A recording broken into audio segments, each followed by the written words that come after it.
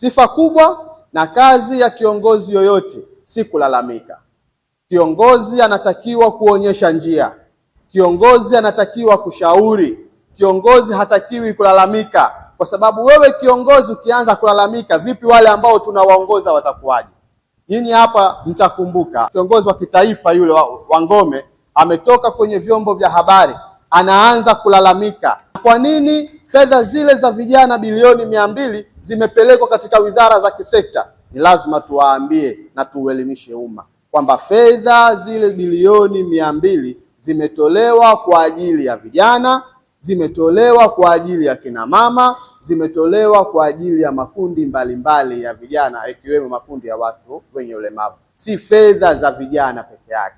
Amekabidhiwa Waziri Joel Nanauka kama kuwa sehemu kiunganishi kati ya wizara za kisekta na vijana, ili waweze vijana wale kupata fursa ya kuaccess fedha zile katika wizara za kisekta. Tunapozungumza wizara za kisekta hapa, tunazungumzia wizara ya madini, tunazungumzia wizara ya kilimo, tunazungumzia wizara ya viwanda na biashara, tunazungumzia wizara ya uvuvi na mifugo. Lengo la serikali, tunataka tupate vijana wanaoweza kufanya biashara, vijana watakaoweza kuanzisha viwanda, vijana watakaoweza kuwa wachimbaji wa madini, vijana watakaoweza kufanya biashara zilizopo katika wizara za madini.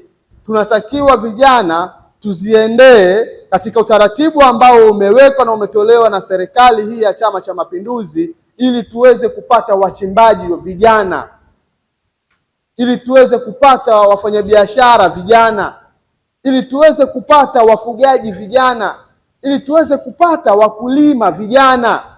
Na mambo haya yote haya, kwa sababu wizara ya vijana inakuwa kama ni kiunganishi kati ya vijana na wizara ya madini, inakuwa ni kiunganishi kati ya vijana na wizara ya mifugo, kiunganishi kati ya vijana na wizara ya kilimo. Sasa wewe kama kiongozi, sisi kama viongozi, jukumu letu ni kuwaonyesha vijana fursa na si kuropoka katika mitandao ya kijamii.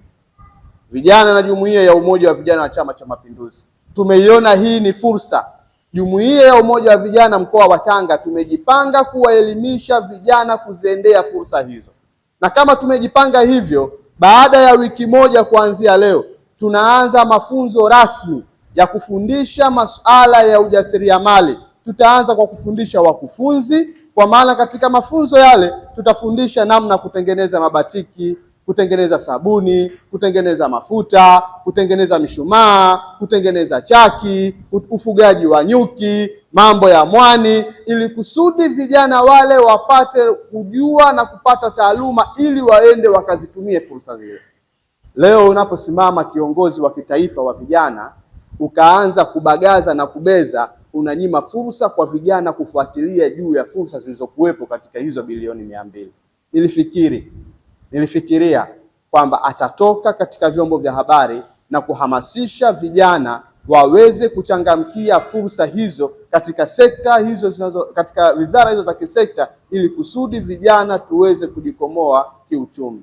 Inasikitisha sana kuona viongozi tumejawa na ubinafsi wa kupata umaarufu bila ya kujali kundi tunaloliongoza.